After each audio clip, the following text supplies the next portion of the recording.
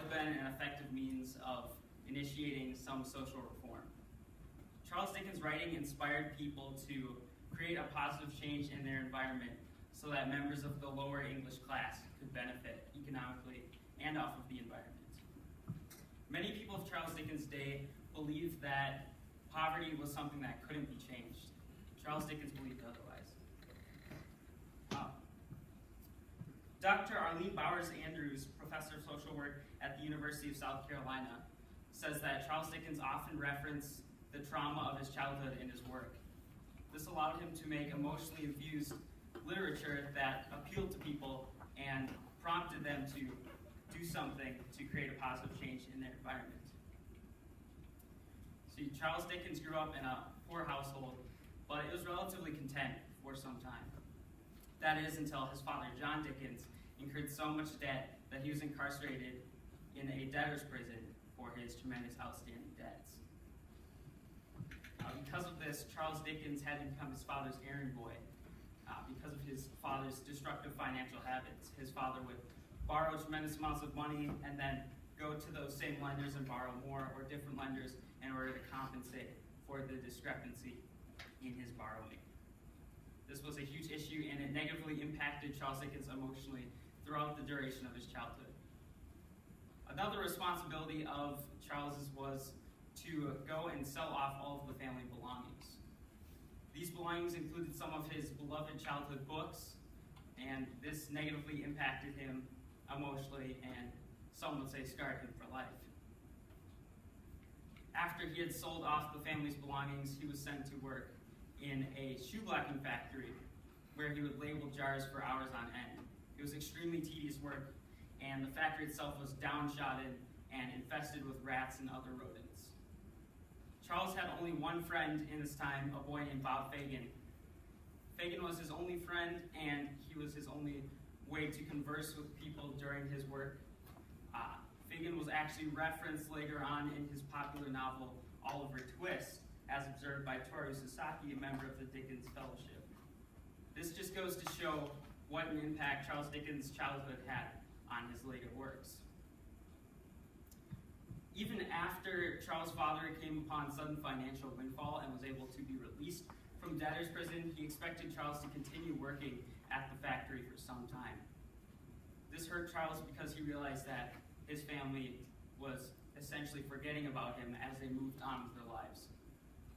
Once John Dickens was able to support an education for Charles and wanted to send him to school again, Charles' mother, Elizabeth Dickens, argued that he should remain at the factory and work for longer. Dr. Lucy Lafarge, a professor of psychiatry, says that Charles Dickens may have never forgiven this gesture because it went to show how little they actually cared about him. During this time, Charles felt extremely isolated and alone, and he was the man of the family for a time. Huge responsibilities being imposed on him at the young age of 12.